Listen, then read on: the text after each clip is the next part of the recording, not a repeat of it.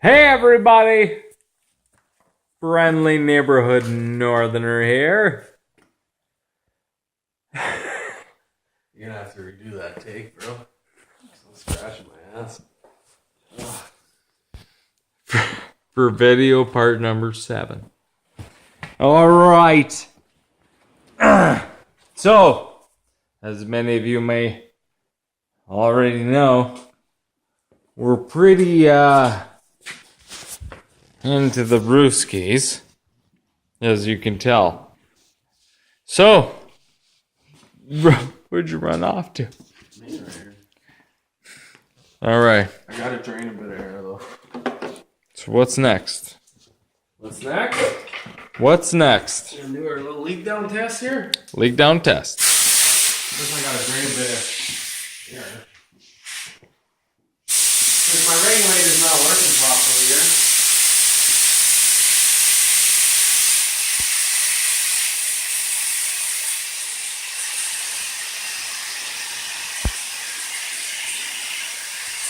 Well, note to self, get a new regulator.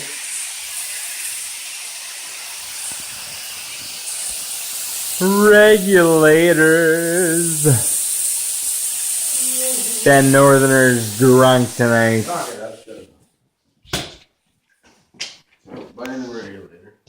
That's on the list of to-do. Alright, we're gonna do a leak down. Cal's gonna hold on to the bar. And more. What I'm looking for is we already did this one. Why do we even do this? Because we already know that the cylinder's fine. But anyways, we're just doing this for videos. That's why we're doing it, right? Yep. Okay. And more. So, pretty much we're just doing this to see if the readings are going to be the same. But I already know how a leak down tester works, and the other one's pretty decent. So, hold on.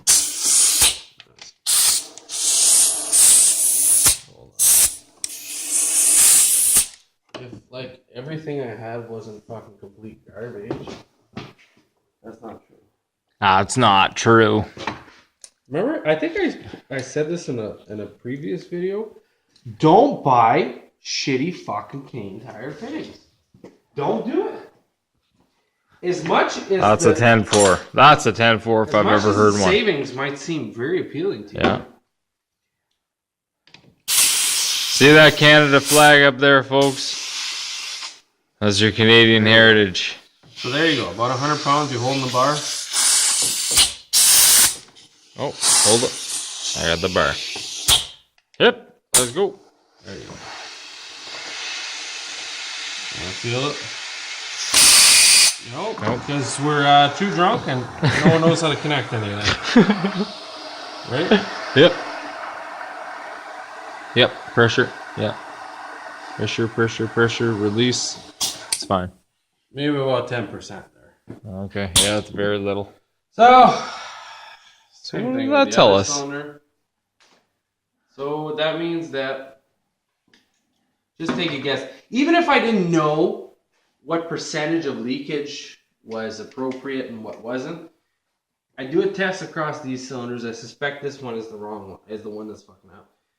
If I put this gauge to 100 pounds, and all of them are dropping to about, let's say, 90 pounds. Okay? All the good ones that I suspect are good. So let's say 90% efficiency here. Or no, 10% leakage. That would make more sense. And I try the bum cylinder, I think it's bummed. And I do the same test, and it drops to the same number. Well, it just tells me that it's sealed just as well as the rest of them. So, I don't suspect that the lifters are an issue right now. 10-4. I don't. I honestly don't. I've done the test. I've done the compression test.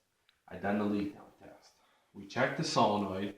We did find something that was faulty. Did we show them? I don't know if we did or I not. don't think we did, actually. I'd apologize if we did, but we're going to go ahead and post this anyway, folks. So, anyhow, there's a little check valve. Remember I said this is the return port pressure? Yep. Supply, return. Okay. This spool here, just to make it simple, little port from here to here. Once it moves off the seat, like cela, it allows the pressure to be bled off from that little hole to the other hole to the return here. They have these little springs in here, and just because I work in hydraulics a lot, it's kind of a dead giveaway. Little spring with a little ball at the end. This is a check valve.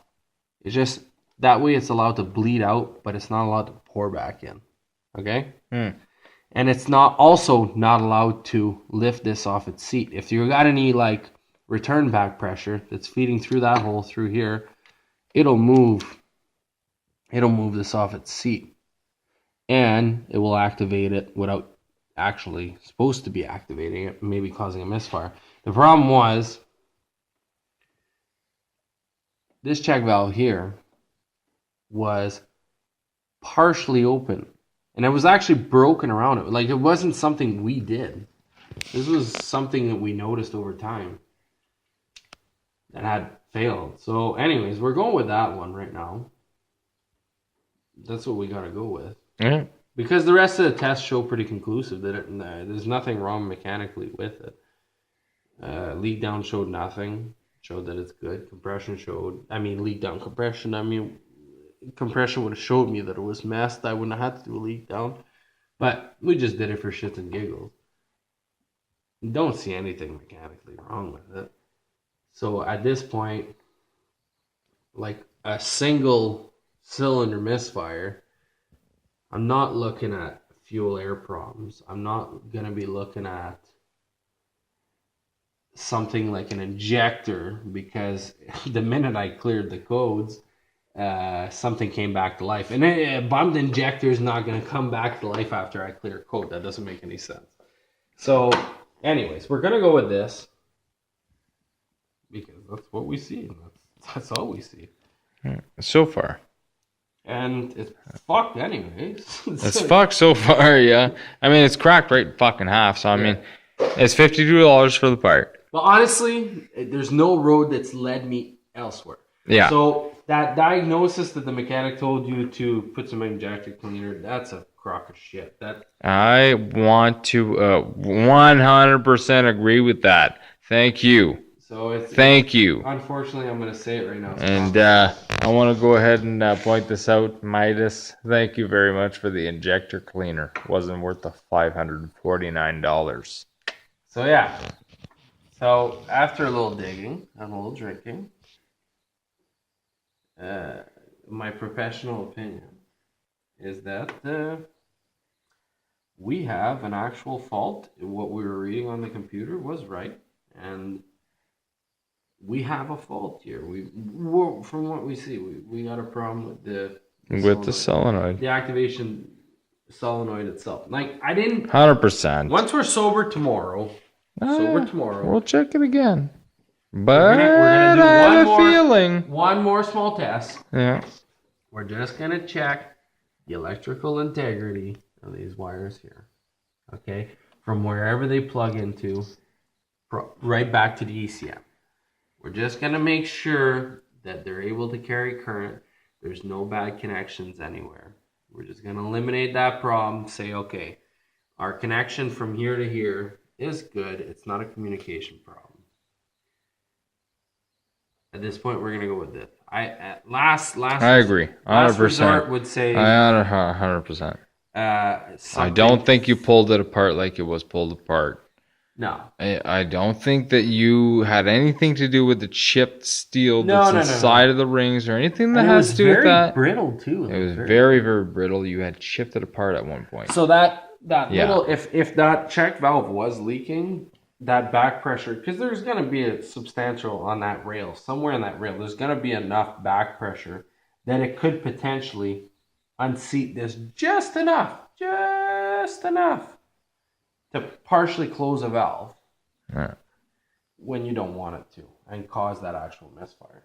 So, anyways, we've just been fucking around. So, I hope this was informative for you guys, and I appreciate you guys tuning in. So, we'll FM Northerner. We'll have to get back. We will get back to you. 100%. Love you guys. Peace.